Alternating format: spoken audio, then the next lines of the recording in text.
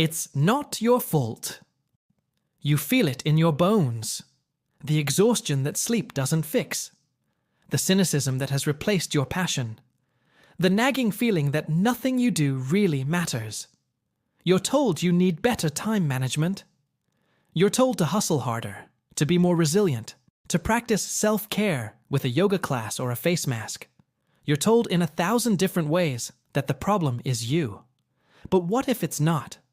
What if you are a perfectly healthy gear being ground to dust by a broken machine?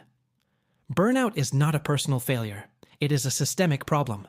It is a predictable, chronic response to a workplace environment that demands more than a human being can sustainably give. It is not you that is broken. It is the system. Today, we're not just going to deconstruct the symptoms of burnout. We're going to deconstruct the system that creates it. And at the end, we're going to talk about real solutions, not platitudes.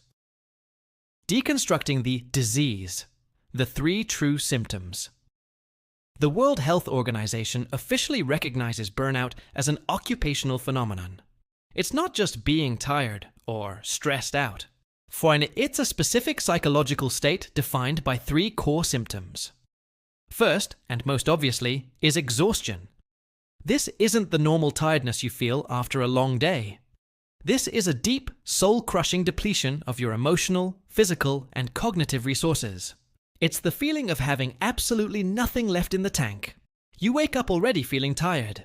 Simple tasks feel like climbing a mountain. Your creativity is gone, your focus is shot, and your emotional battery is at 0. Second is cynicism and depersonalization. This is the emotional detachment from your job. The passion you once had is replaced by a growing sense of negativity, irritability, and cynicism. You start to feel callous towards your work, your clients, and your colleagues. You might become the person who rolls their eyes in meetings or makes sarcastic comments. This isn't you becoming a bad person. It's a psychological defense mechanism. Your brain is building an emotional wall to protect itself from a job that has become a source of pain and disappointment. And third is a sense of inefficacy. This is the feeling that you are no longer effective at your job. It's a crisis of competence. Despite working harder than ever, you feel like you're accomplishing nothing. Your productivity plummets, and you start to doubt your own skills and your ability to make a meaningful contribution. This trio, exhaustion, cynicism, and inefficacy, is the true signature of burnout. So, where does this crippling state come from? The common narrative blames the individual, but the research points to 6 specific systemic failures in the workplace environment. The first one is the most obvious, but also the most misunderstood. The 6 systemic causes of burnout. Psychologist Christina Maslach and her colleagues identified 6 key mismatches between a person and their job that consistently lead to burnout. 1. Unsustainable workload. This is the most straightforward. The sheer volume of work is simply too high, the deadlines are too tight, and there's no time for rest and recovery. You are constantly in a state of hyperdrive, and your nervous system was never designed for that. 2. Lack of control and autonomy. You have little or no say in the decisions that affect your work. Your schedule, your resources, your projects, they are all dictated from above.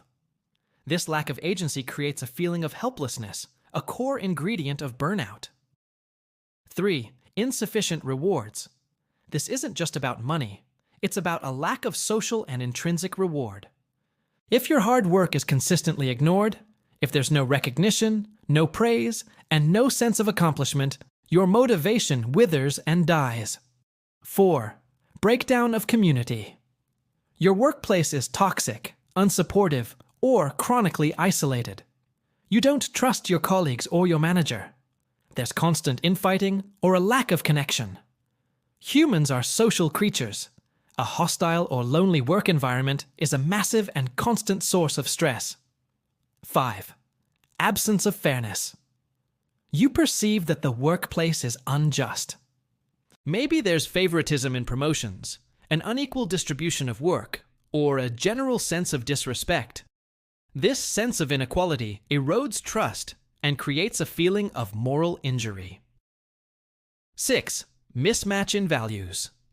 There is a deep conflict between your personal values and the values of the organization. You're asked to do work that you feel is unethical, meaningless, or that goes against what you believe in. This forces you to live in a state of constant internal conflict. Notice that none of these are about not being resilient enough. They are about broken systems. So, if burnout is a systemic problem, then the solution cannot be purely individual. A yoga class won't fix a toxic boss. A vacation won't fix an impossible workload.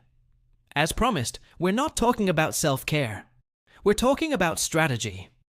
Here are two real approaches, one for recovery and one for prevention. The Real Antidote, Part 1. Reclaiming control with micro-boundaries. If you are currently in a state of burnout, your primary goal is to stop the bleeding and reclaim a sense of agency. The problem is a lack of control, so the solution is to start creating it, even in very small ways. This is the strategy of micro-boundaries. You can't change the whole system overnight, but you can carve out small pockets of autonomy that are non-negotiable. This could be deciding, I will not check my email after 6 p.m. ever. It could be blocking out 30 minutes on your calendar for a real lunch break, away from your desk, and treating that appointment with the same seriousness as a meeting with your CEO. It could be saying no to one small, non-essential request each week. These actions seem tiny, but they are psychologically powerful. Each micro-boundary you successfully enforce is a statement to yourself and the system that your time, your energy, and your well-being are not infinitely expandable resources. You are not just resting. You are actively pushing back against the forces that created the exhaustion. And this act of defiance is the first step in rebuilding your sense of control. The Real Antidote. Part 2. Prevention by decoupling your identity. The long-term strategy for preventing burnout is deeper. It's about fundamentally redefining your relationship with work. In our culture, we are taught to fuse our identity with our career. The first question we ask someone new is, what do you do? We treat our job as the ultimate measure of our self-worth. This is an incredibly dangerous way to live. When your job is your identity, any professional setback, a failed project, a negative review, a layoff, is not just a work problem. It's an existential crisis. It feels like a judgment on you as a person. The prevention strategy is to consciously decouple your identity from your job. Your job is what you do. It is not who you are. This means actively and deliberately cultivating a rich, meaningful life and sense of self outside of your profession. Invest deeply in hobbies that you are happily mediocre at. Nurture friendships that have nothing to do with your career. Find sources of validation, meaning, and competence in your community, your family, or your personal projects. When you have a diversified identity portfolio, you are more resilient. A storm at work is just a storm at work. It doesn't have the power to sink your entire ship, because the core of who you are is anchored in much deeper, more stable ground. A systemic problem demands a systemic view. Burnout is not a personal moral failing. It is a warning light on the dashboard of a society that has pushed the myth of endless productivity too far. By deconstructing it, we can see it for what it is, a systemic issue that requires a systemic and personal reevaluation of our relationship with work. The solution isn't to just take a break from the machine. It's to build a life where the machine doesn't have the power to break you in the first place. It's about setting boundaries to protect your energy and building an identity strong enough to exist beyond your job title. This is a conversation we need to have more often.